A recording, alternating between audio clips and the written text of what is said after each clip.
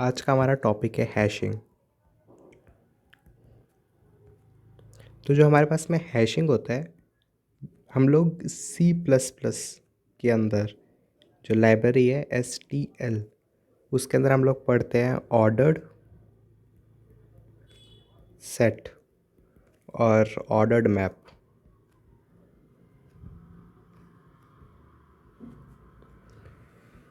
Ordered set के अंदर हम लोग सिर्फ कीज़ यूज़ करते हैं और ऑर्डर्ड मैप के अंदर हम लोग की वैल्यू पेयर्स यूज़ करते हैं। देखो, जिस तरीके से हमारे पास में सेट के अंदर जिस तरीके से हम लोगों के पास में सेट के अंदर एक ऑर्डर रहता है,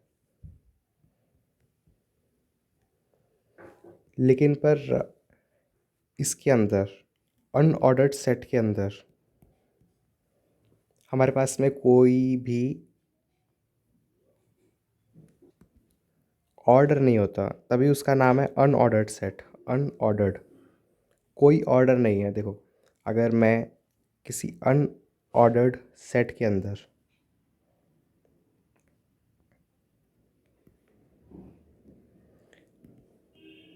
एलिमेंट्स डालूँ 2, 3, 4 और 5, तो ज़रूरी नहीं है कि मेरे को बाद में भी जब मैं उसको प्रिंट करूँ तो मेरे को यहाँ पर 3 मिल जाए। अगर मैं यहाँ पर 2 कर दूँ तो मेरे को 4 मिल जाए। मेरे को ऐसा हो सकता है कि यहाँ पे 2 मिल जाए, ऐसा हो सकता है कि यहाँ पर 3 मिले मेरे को, ऐसा भी हो सकता है कि यहाँ पे मेरे को 5 मिले, कुछ भी मिल सकता है। ठीक है, क्योंकि इसमें कोई ऑर्डर तो मेंटेन है नहीं, ऑर्डर तो मेंटेन नहीं है, इसलिए हमको कुछ भी मिल सकता है। तो हम लोग इसका यूज़ क्यों करते हैं? अगर इसमें कोई ऑर्डर ही मेंटेन नहीं है, हमको तो फिर सेट्स ही यूज़ कर लेना चाहिए। तो सेट में एक प्रॉब्लम है, सेट हमारा बाइनरी सर्च ट्री के ऊपर बेस्ड होता है, जबकि हमारे पास में जो अनऑर्डर्ड सेट होता है, अनऑर्डर्ड सेट हमारे पास में हैशिंग के ऊपर बेस्ड होता है। और क्योंकि ये हैशिंग के ऊपर बेस्ड होता है तो इसकी time complexity almost all cases में ऑन एन एवरेज जो होती है वो बिग ऑफ 1 रहती है। तो इसलिए हम लोग अनऑर्डर्ड सेट और अनऑर्डर्ड मैप को यूज़ करते हैं। अब हमारे पास में हैशिंग के फ़ायदे क्या होते हैं? जो क्वेश्चन हमारे पास में बिग ऑफ एन स्क्वायर में सॉल्व हो रहा होता है वो बिग ऑफ एन में सॉल्व होने लग जाता है।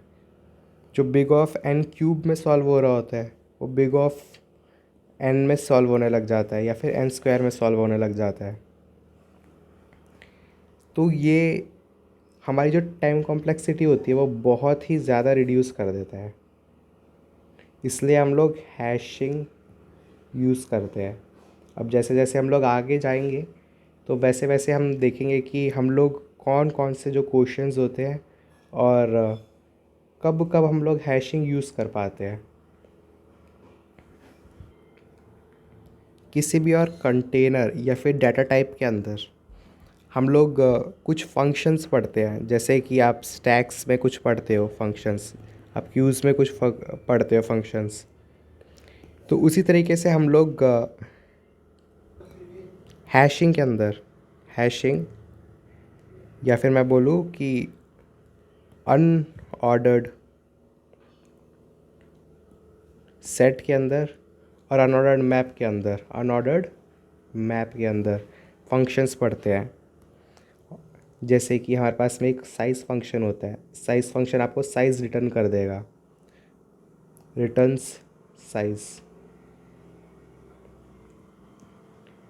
हमारे पास में एक फंक्शन होता है बिगिन, हमारे पास में एक फंक्शन होता है एंड, हमारे पास में एक फंक्शन होता है क्लियर, हमारे पास में एक फंक्शन होता है फाइंड, काउंट और एम्प्टी। देखो, ये सारे जो फंक्शंस होते हैं ये almost on an average big of 1 time complexity लेते हैं, यानी कि ये कांस्टेंट टाइम में एग्जीक्यूट हो जाते हैं, इसलिए हम लोग हैशिंग का यूज़ करते हैं। अब इन फंक्शंस को हम लोग कैसे यूज़ करते हैं ये मैं आपको कुछ कुछ एग्जांपल दे करके बता देता हूँ। हमारे पास पे एक फ़ंक्शन है फाइंड फंक्शन, ठीक है। हमारे पास में एक फंक्शन है फाइंड फंक्शन। अब देखो, सबसे पहले तो मैं आपको एक अनऑर्डर्ड सेट बना के दिखा देता हूँ। अनऑर्डर्ड सेट, उसके बाद में कौन सा डाटा टाइप आपको लिखना है, इंटीजर लिखना है क्या, इंटीजर लिख दिया।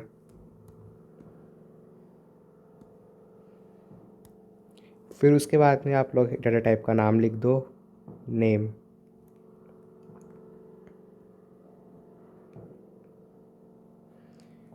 और उसके बाद में अगर आप लोगों को कुछ लिखना है तो आप उसके अंदर लिख सकते हो, या तो फिर अभी के लिए आप यही इसको इनिशियलाइज़ करके रख दो। मैं नाम में लिखना चाहूँगा एस, या फिर मैं लिख देता हूँ यू एस, यानी अनऑर्डर्ड सेट। अब अनऑर्डर्ड सेट के अंदर मैं यहाँ पर लिख देता हूँ यू एस डॉट इंसर्ट। सबसे पहले मैं इंसर्ट फंक्शन यूज़ करके दिखाता हूँ। तो यहाँ पर अगर मैं 10 लिख देता हूँ, फिर उसके बाद में यही सेम टू सेम चीज़ मैं यहाँ पे लिख देता हूँ यू एस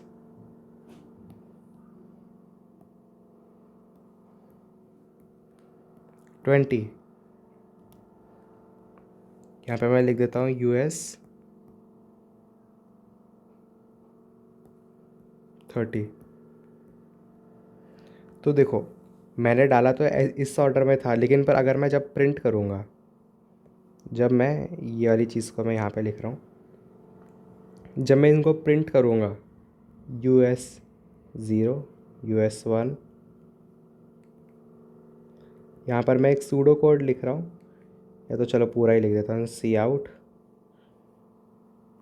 यू एस 0, सी आउट यू एस 1, सी आउट यू एस 2।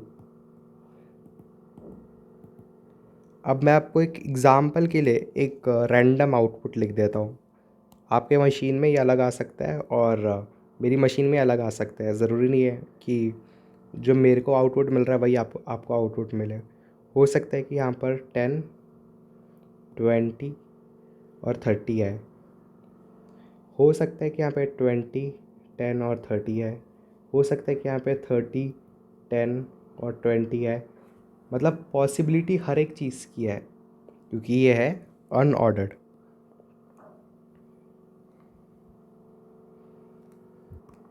अब जो हमारे पास में फंक्शन है size, U S dot size, और फिर ऐसे लिख दिया मैंने। तो इससे आपको क्या लगता है मेरे को क्या मिलने वाला है, 3 मिल जाएगा। फिर उसके बाद में मैं लिख देता हूँ यू एस डॉट फाइंड 3, 30 लिख दिया।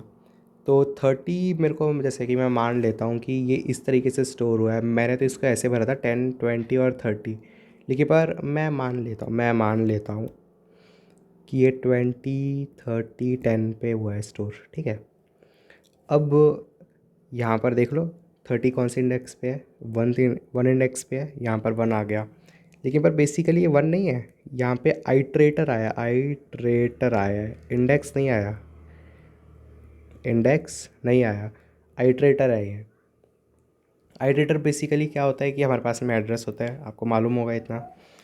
तो यहाँ पर मैं इसको अगर इस तरीके से लिख दूँगा,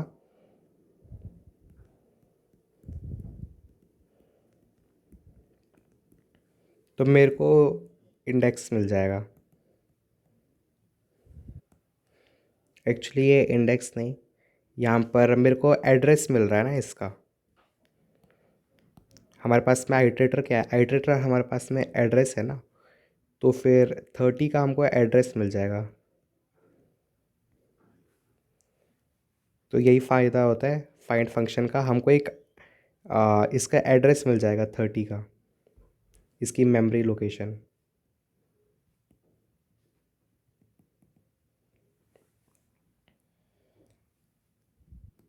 फिर उसके बाद में हमारे पास में कुछ फंक्शंस आ गए, जैसे कि इरेज फंक्शन। अब इरेज फंक्शन के अंदर हो सकता है कि मैं कोई एलिमेंट का नाम दे दूँ। क्या दे दूँ, लिख देता हूँ बाहर। सबसे कोई एलिमेंट का नाम लिख दूँ, element present in hash table, या फिर मैं आपको बोल दूँ कि अनऑर्डर्ड सेट या फिर अनऑर्डर्ड मैप जो भी है, लेकिन पर मैं तो इसको हैश टेबल ही बोलूँगा। या फिर मैं बोल सकता हूँ कि कोई आइट्रेटर दे रहा हूँ मैं, ITRATOR, यानी कि बेसिकली एड्रेस दे रहा हूँ मैं।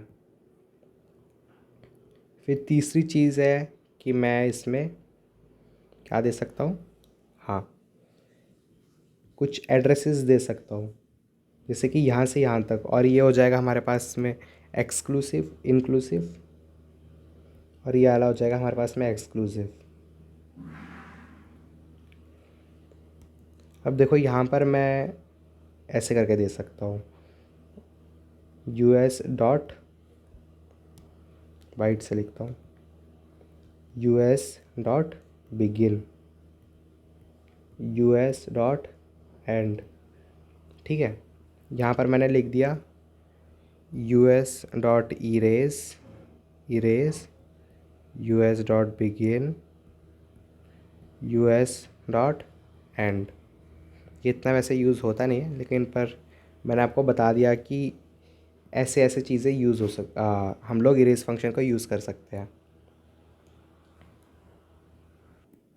अब मैं आपको मैप जल्दी से बता देता हूँ। तो अनऑर्डर्ड मैप जो है, ORDERED मैप जो है, उससे मैं दो चीज़ें डाल सकता हूँ, या तो मैं स्ट्रिंग भी डाल सकता हूँ, ऐसी बात नहीं है कि मैं बस इंटीजर इंटीजर ही डाल सकता हूँ। आपके लिए मैं स्ट्रिंग लिख देता हूँ, और फिर यहाँ पर मैं उसका नाम डाल देता हूँ, जैसे कि UM, M लिख दूँ, M लिख दिया। अब मेरे पास में एक खाली हैश मैप बन गया है, या अनऑर्डर्ड मैप बन गया है। अब मैं इसमें कुछ आइटम्स इंसर्ट कर देता हूँ। अब देखो, इंसर्ट करने के हमारे पास में दो तरीके हैं, इंसर्ट करने के हमारे पास में दो तरीके हैं, टू वेज। या तो आप इस तरीके से लिख दो, M, यहाँ पर मैं क्या लिख दूँ, प्रणय लिख देता हूँ, PRANAY, और यहाँ पर मैं लिख दूँ कि 7 मेरी डेट ऑफ बर्थ है। ठीक है, फिर उसके बाद में यहाँ पर मैं लिख दूँ, और उसकी डेट ऑफ बर्थ जैसे मैं लिख दूँ 31। फिर ऐसे में किसी और का भी नाम लिख सकता हूँ, या फिर मैं कोई और स्ट्रिंग भी लिख सकता हूँ।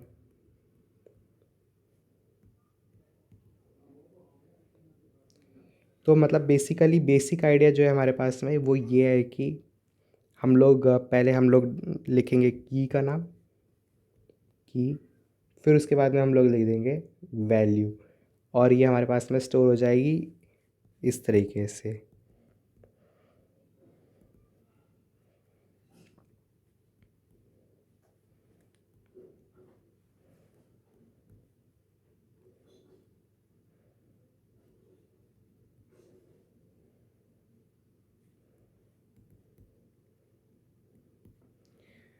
ये हो गया हमारे पास में अपने हैश मैप में स्टोर। अब मैंने आपको पहले ही बताया है कि ऑर्डर, ऑर्डर ज़रूरी नहीं है कि सेम हो, ऑर्डर हो सकता है कि ये पहले हो या बाद में हो। ठीक है, तो देखो आपको एक बेसिक आइडिया मिल गया है। और दूसरा तरीका क्या हो सकता है इंसर्ट करने का, इंसर्ट करने का, INSERT, इंसर्ट करने का दूसरा तरीका ये हो सकता है कि मैं यहाँ पर लिख दूँ इस तरीके से।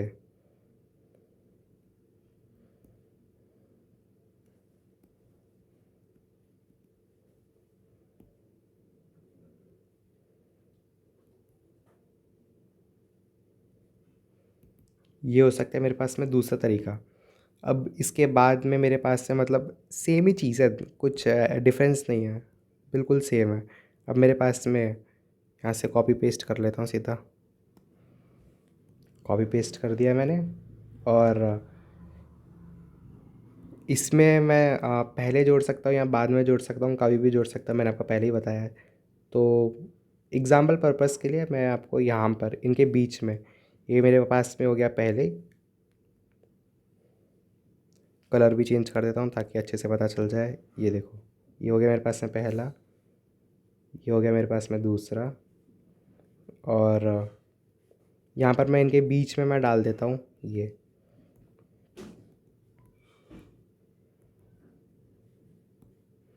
ठीक है, तो फिर ऑर्डर मैंने आपको बताया ही था पहले ही, कुछ भी हो सकता है। ये 1 हो गया, ये सेकंड नंबर पे हो गया, और ये थर्ड नंबर पे हो गया। तो बेसिकली मैं इस तरीके से भी इंसर्ट कर सकता हूँ। मैंने आपको इंसर्ट करने के 2 तरीके आपको बता दिए। ये हमारे पास में ट्रेडिशनल तरीका है, हम लोग जिस तरीके से करते हैं, और ये भी सेम ही तरीका है, कोई ऐसे डिफरेंस नहीं है कि उससे कुछ फ़ायदा हो रहा है कुछ नुकसान हो रहा है, ऐसा कुछ भी नहीं है। और हाँ, हमारे पास में जो अनऑर्डर्ड मैप होता है, अनऑर्डर्ड मैप, वो हमारे पास में बेस्ड होता है हैशिंग पे। It is based on hashing. लेकिन पर जो हमारे पास में सिर्फ मैप होता है ना, वो हमारा बेस्ड होता है रेड ब्लैक ट्री पे। तो इसकी time complexity on an average 1 रहती है। इसलिए हम लोग हमेशा अनऑर्डर्ड मैप को यूज़ करते हैं, जहाँ पर भी हम लोग यूज़ कर सकते हैं। फिर इसकी टाइम कॉम्प्लेक्सिटी हमारे पास में ज़्यादा हो जाएगी।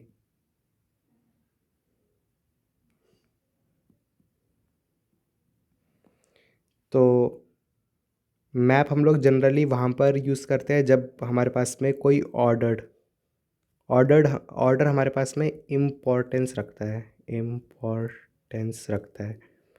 वरना अदरवाइज़ हम लोग अनऑर्डर्ड यूज़ करते हैं। मैंने रीज़न बता ही दिया, टाइम कॉम्प्लेक्सिटी। ठीक है। अच्छा, अगर मेरे पास में ये जो मैंने एक बनाया था अपना हैश मैप एम, इसी को ही मैं नीचे लिख लेता हूँ एक न्यू पेज पे।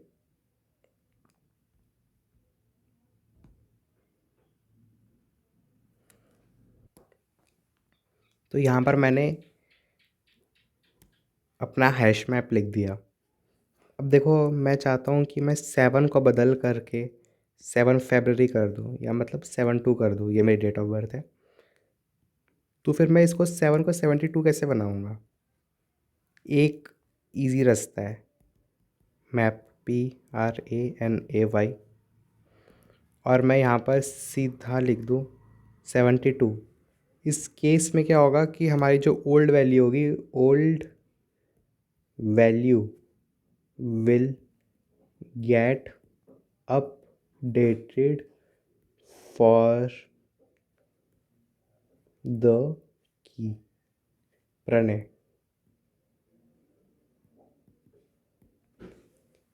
ठीक है, जो हमारी वैल्यू होगी, वैल्यू अपडेट कर दी जाएगी किसी की। और अगर वैल्यू नहीं होगी फिर क्या होता? वैल्यू नहीं होती तो फिर हमारे पास में न्यू न्यू बन जाता, न्यू एलिमेंट आ जाता। ठीक है, ये वाली चीज़ तो आप लोग समझ ही गए होंगे। पहले मैंने न्यू एलिमेंट बना के दिखाई दिया था कि सबसे पहले मेरे पास में एक अनऑर्डर्ड मैप था। जल्दी से रिवाइज करा देता हूँ, जो कि पूरा खाली था। अनऑर्डर्ड खाली मैप के अंदर मैंने फिर यहाँ पर पहले की लिखी, फिर वैल्यू लिखी। अब क्योंकि प्रणय उसके अंदर ऑलरेडी प्रेजेंट नहीं था, तो फिर वो मेरा इसके अंदर ऐड हो गया, इंसर्ट हो गया। और उसके बाद में जब मेरे पास में यहाँ पर प्रणय ऑलरेडी प्रेजेंट था मेरे हैश मैप के अंदर, तो फिर उस केस में मेरे पास में अपडेट होगी वैल्यू। ठीक है, इस वाले केस में मेरे पास में अपडेट होकर के 72 हो गई। तो अब मैं जब दोबारा से हैश मैप को अपने प्रिंट करूँगा,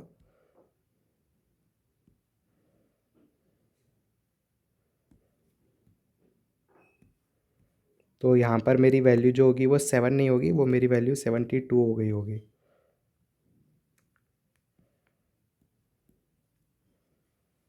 तो ये मैंने आपको बता दिया, इंसर्ट और अपडेट। अब वो कैसे करना है वैल्यूज़ को। अब देखो, अब मैं यहाँ पर ये भी चाहता हूँ कि मेरे को मिल जाए प्रणय PRANAY 7। मतलब मैं चाहता हूँ कि 7 भी हो और 72 भी हो मेरे हैश मैप के अंदर। तो ये पॉसिबल है क्या? ये पॉसिबल है क्या? तो पॉसिबल नहीं है।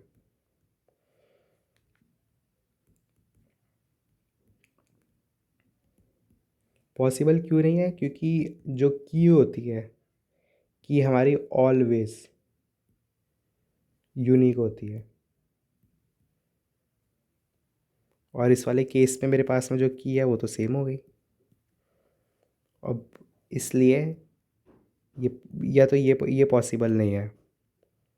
एक्चुअली एक्चुअली इस वाले केस में क्या हो जाएगा, अपडेट हो जाएगी वैल्यू। ये पुराने में 72 वाली वैल्यू 7 बन जाएगी। बेसिकली यही चीज़ होती है। आप सेम यूज़ नहीं कर सकते, आपके पास में जो वैल्यू होगी वो अपडेट हो जाएगी। ठीक है। और दूसरे मैं फंक्शंस बात कर लो जल्दी से। तो मेरे पास में आ गया एक फाइंड फंक्शन। फाइंड फंक्शन के अंदर भी मेरे पास में वही है, यहाँ पर मैं की का नाम डाल सकता हूँ। ठीक है, मैं की का नाम डाल सकता हूँ, और उसके बाद में अगर मैं ये सिंटैक्स लिखूँ, नॉट इक्वल टू एंड,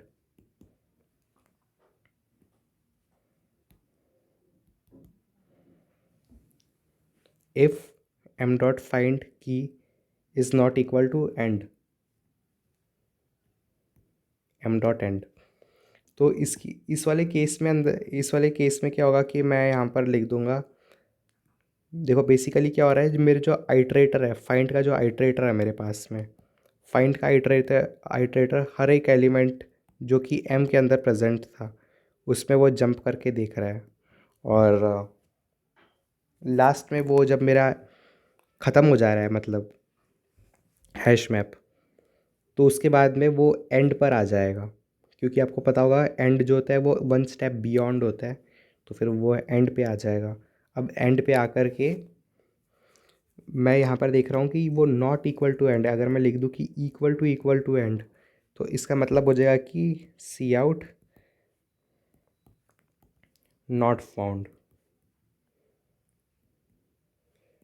और अगर मैं यहाँ पर लिख दूँ कि नॉट इक्वल टू, तो फिर मैं उस वाले केस में लिख दूँगा कि सी आउट एलिमेंट फाउंड।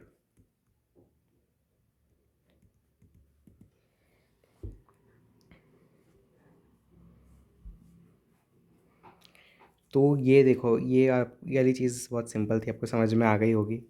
फाइंड क्या करेगा, फाइंड एक आइट्रेटर बनाएगा, वो आइट्रेटर सारे एलिमेंट्स के ऊपर जा कर के देखेगा। अगर जब उसको नहीं मिलेगा तो वो डेफिनेटली एंड के एंड पर आ जाएगा। एंड मतलब वंस एक एलिमेंट जो कि एग्जिस्ट नहीं करता उसके ऊपर आ जाएगा, इसलिए मैं यहाँ पर एम डॉट एंड लिखता हूँ इसको बुलाने के लिए। और अगर वो पहले ही मिल जाता है तो फिर फाउंड हो जाएगा, अदरवाइज़ वो नॉट फाउंड हो जाएगा। तो ये वाली चीज़ बहुत सिंपल थी, आ गई होगी समझ। अब हम लोग कुछ कर लेते हैं प्रोग्राम्स। अरे हाँ, देखो जो हमारे पास में हैश सेट या फिर हैश मैप होगा हमारे पास में, ठीक है, या फिर मैं कहूँ कि अनऑर्डर्ड सेट या फिर अनऑर्डर्ड मैप जो होगा हमारे पास में, उसके अंदर मैंने आपको क्या बताया था कि जो भी कीज़ होती है वो हमेशा ऑलवेज क्या होती है, यूनिक होती है। ठीक है, इसमें तो मैंने बताया था कि सिर्फ कीज़ ओनली होती है, और इसके अंदर मैंने आपको क्या बताया था कि कीज़ भी होती है और कीज़ के साथ में वैल्यूज़ भी होती है। वैल्यूज़ सेम हो तो चलेगा, कोई प्रॉब्लम नहीं है, किसी को फ़र्क नहीं पड़ता, लेकिन पर कीज़ मस्ट बी यूनिक। ठीक है, कीज़ मस्ट बी यूनिक, तो कीज़ हमेशा यूनिक होनी चाहिए। अब और मैंने आपको बताया था कि अगर आप इस वाले केस में कोई की को मतलब सेम की लिख देते हो और डिफरेंट वैल्यू डालते हो, तो फिर वैल्यू क्या हो जाएगी उस केस में, अपडेट हो जाएगी। और अगर आप यूनिक ही डालते हो तो यूनिक ही डालोगे, तो उस वाले केस में क्या हो जाएगा आपके पास में, न्यू वैल्यू, न्यू की वैल्यू पेयर जो होगा, वैल्यू पेयर जो होगा वो आपके पास में इंसर्ट हो जाएगा। ठीक है, आपके हैश मैप पे। तो यही है बेसिक आइडिया। और हाँ, क्योंकि ये हर चीज़ यूनिक है, तो फिर अगर आप काउंट फंक्शन का यूज़ करते हो यहाँ पर, यूएस काउंट यूज़ करते हो या यूएस यू एम यूज़ करते हो, COUNT, COUNT। तो फिर यहाँ पर जो आपको जो भी आंसर होगा यहाँ पे एलिमेंट का नाम, तो वो या तो आपको मिलेगा ज़ीरो की, या तो प्रेजेंट ही नहीं है ना, या तो दूसरा आंसर क्या आपको मिल सकता है 1। लेकिन पर आपको 2 मिलेगा क्या कभी? आप बताओ, क्या आपको लगता है आपको 2 मिलेगा?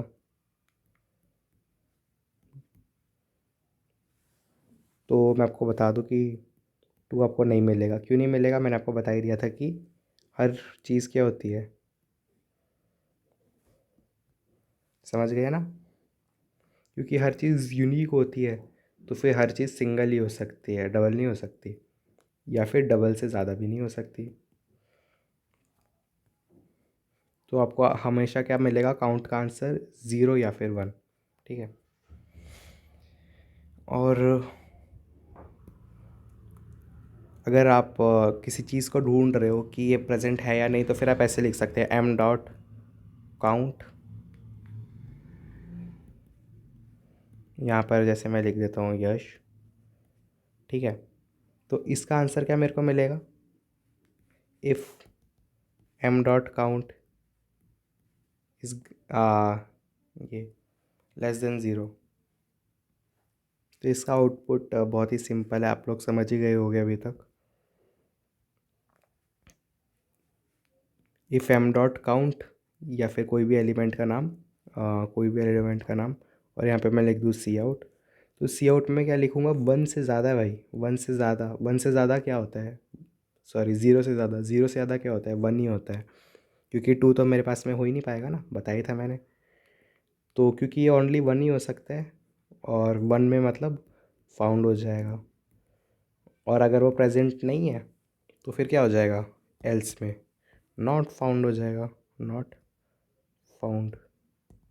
बस इतनी सी बात है।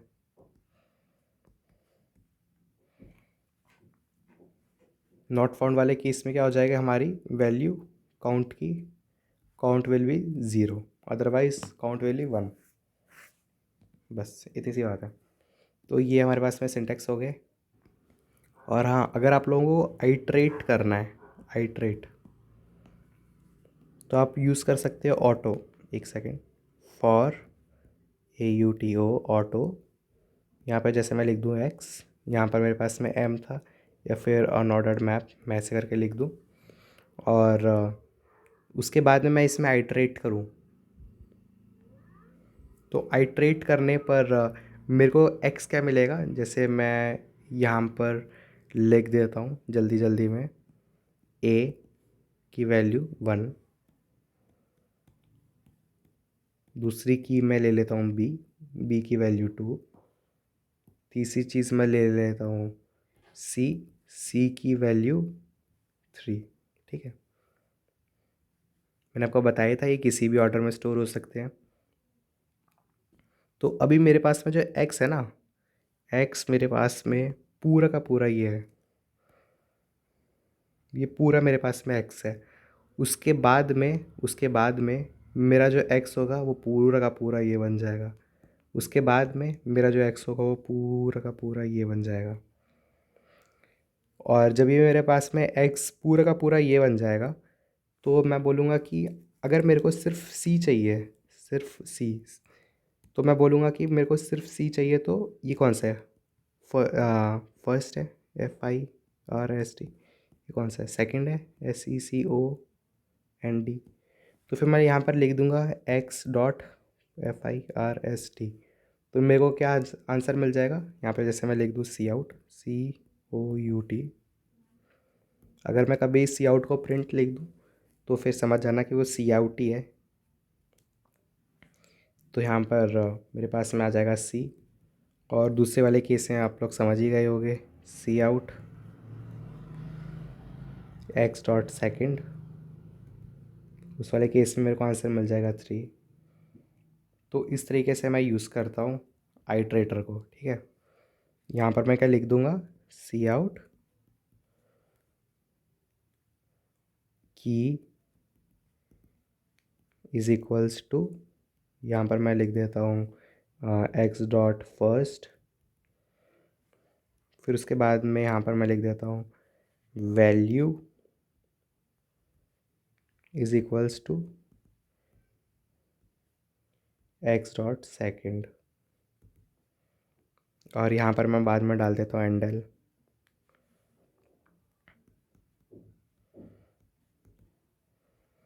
तो ये हो गया हमारे पास में आइट्रेटर। ये मेरे पास में ये वाली चीज़ को आप लोग याद ही कर लो। अभी मैंने शायद से आइट्रेटर बोल दिया था। तो बेसिकली मैं क्या कर रहा हूँ, मैं अ, हर एलिमेंट को या फिर मैं बोल दूँ कि हर की, या फिर की तो मेरे पास में हो गया अनऑर्डर्ड सेट में, और की वैल्यू पेयर मेरे पास में हो गया अनऑर्डर्ड मैप में। ये यूज़ कर रहा हूँ, ठीक है। इसको मतलब इन पे ट्रैवर्स कर रहा हूँ। या तो मेरा ये पूरा का पूरा एक्स है, या तो इस वाले केस में सिर्फ यही मेरे पास में एक्स है। और मैंने आपको बता ही दिया कि एक्स की मैं की और वैल्यू कैसे यूज़ कर सकता हूँ, फर्स्ट से और सेकंड से।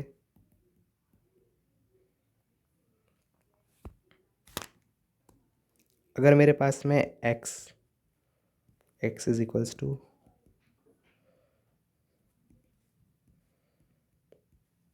और यहाँ पर अगर मेरे पास में एक्स एक नॉर्मली मतलब मैंने लिखा हुआ है, तो ये वाली चीज़ तो मैंने आपको बता दिया था। एक्स डॉट फर्स्ट में अगर लिख दूंगा तो मेरे को यहाँ पर ये मिल जाएगा।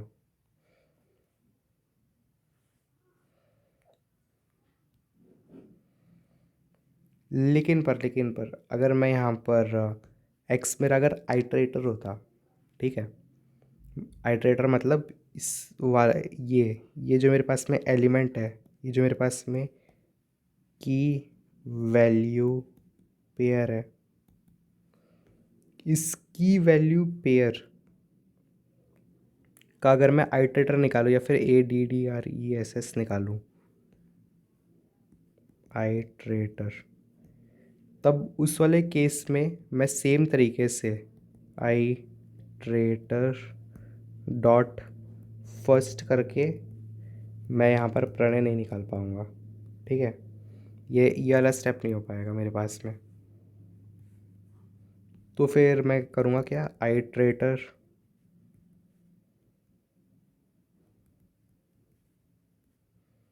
इस वाले चीज़ से मेरे को प्रणय मिल जाएगा, ठीक है।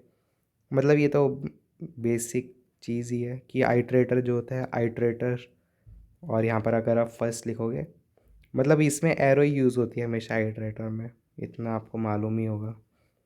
जब भी आप एड्रेस या फिर आइट्रेटर लिखते हो तो आपको फर्स्ट मिलता है, सॉरी मतलब एरो यूज़ करनी पड़ती है। अदरवाइज़ नॉर्मली आप डॉट लगा के कर सकते हो। एक मैं एग्ज़ाम्पल भी बता ही देता हूँ कि कब हमारे पास में एक आइट्रेटर आ सकता है, ठीक है। तो देखो अगर मैं यहाँ पे लिख दूँ AUTO, मैंने आपको एक बार बताया था ना शायद से कि जो फाइंड फंक्शन होता है, फाइंड फंक्शन में यहाँ पर मैं कोई भी एलिमेंट का नाम डालता हूँ तो मेरे को उसका आइट्रेटर मिलता है, एड्रेस मिलता है। तो उसी तरीके से यहाँ पे मैंने लिख दिया आइट्रेटर मतलब IT, और उसके बाद में मैंने यहाँ पर लिख दिया m.begin। तो मतलब मेरे पास में जो भी फर्स्ट एलिमेंट होगा उसका मेरे पास में आइट्रेटर मिल जाएगा। अब मेरे को अगर जो फर्स्ट एलिमेंट है उस फर्स्ट एलिमेंट का मेरे को फर्स्ट देखना है, तो मैं ऐसे करके लिख सकता हूँ। ये मेरे पास में की हो गई, और ये मेरे पास में उसकी वैल्यू हो गई। ये चीज़ तो आप समझ ही गए होगे, की हो गई, वैल्यू हो गई। यहाँ पर मैंने एक बिगन बता दिया। जो बिगन होता है, बिगन भी हमको आइट्रेटर ही देता है। जिस तरीके से हमको फाइंड जो होता है, फाइंड फंक्शन हमको एक आइट्रेटर देता है, बिगन फंक्शन भी हमको एक आइट्रेटर ही देता है, एंड फंक्शन, ये सब जो होते हैं ये सब हमको आइट्रेटर ही देते हैं। तो मैंने आपको एक बिगन फंक्शन तो यूज़ करके बता ही दिया है। बिगन बता दिया ना, एक बार फाइंड भी बता देता हूँ जल्दी से। तो फाइंड में जैसे मैं यहाँ पर लिख दूँ ऑटो IT, और यहाँ पर मैं लिखूँ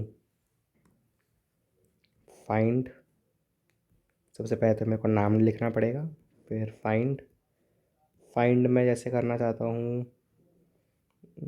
मोनाको, ठीक है। या फिर मैं लिख दूँ, चलो मोना ही ठीक है,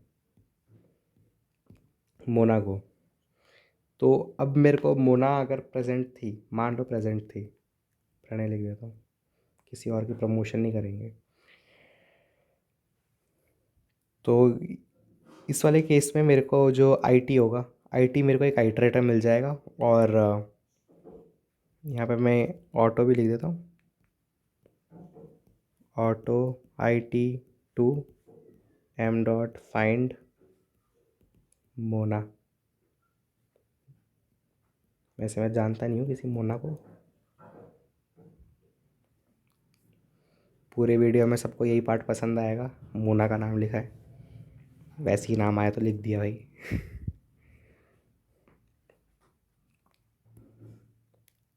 तो पहले मैंने एक बार आप लोगों को बताया था ये वाली चीज़, m डॉट फाइंड एलिमेंट, जो भी एलिमेंट है मेरे पास में,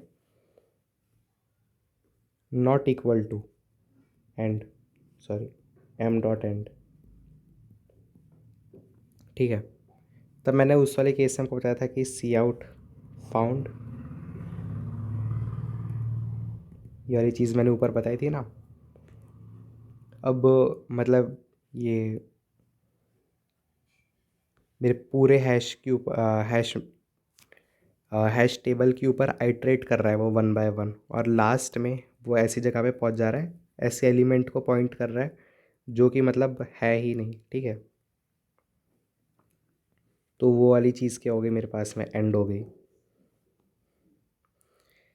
तो अगर वो एंड की इक्वल नहीं हो रहा है, एंड की इक्वल नहीं हो रहा है, यानी कि वो आखिरी एलिमेंट मतलब जो एग्जिस्ट नहीं करता उस वाले एलिमेंट की तरफ नहीं जा रहा है, बीच में ही कहीं पे रुक जा रहा है, जैसे यहीं पर ही मिल गया या फिर यहीं पे मिल गया, तो फिर मैं बोल दूँगा कि वाला एलिमेंट मेरे को मिल ही गया था। और क्योंकि वाला एलिमेंट मेरे को मिल ही गया था रास्ते में ही, तो फिर मैं यहाँ पे लिख दूँगा, प्रिंट करा दूँगा फाउंड, ठीक है। और एल्स में तो आपको पता ही है कि नॉट फाउंड है। तो उसी तरीके से अगर मैं यहाँ पर ये लिख दूँ if IT not equal to m dot end, IT मतलब ये वाला, तब मैं यहाँ पर प्रिंट करा दूँगा। मतलब जैसे कि मैं की तो आपको पता ही है, मेरे पास में आइट्रेटर है, पर आइट्रेटर तो आपके किसी काम का नहीं है, तो आपको प्रिंट कराना ही पड़ेगा उसको ऐसे, सी आउट IT फर्स्ट, फिर उसके बाद में IT सेकंड। तो इस तरीके से आपके पास में की वैल्यू जो पेयर होगा वो प्रिंट हो जाएगा, ठीक है। इस तरीके से मेरे पास में जो की और वैल्यू पेयर जो होगा वो मेरे पास में इस तरीके से प्रिंट हो जाएगा, अगर इफ़ द एलिमेंट एग्जिस्टेड, ठीक है। इफ़ द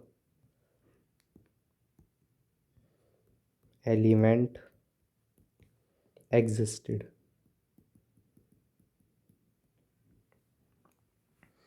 अगर वो वाला एलिमेंट एग्जिस्ट करता है तो आपको मिल जाएगा, और अगर एग्जिस्ट नहीं करता तो कुछ भी नहीं होगा, मतलब कुछ एरर वेरर नहीं आएगा बेसिकली, बस यही है। तो अब हम लोग बाकी की चीज़ें पढ़ेंगे सेकंड पार्ट में।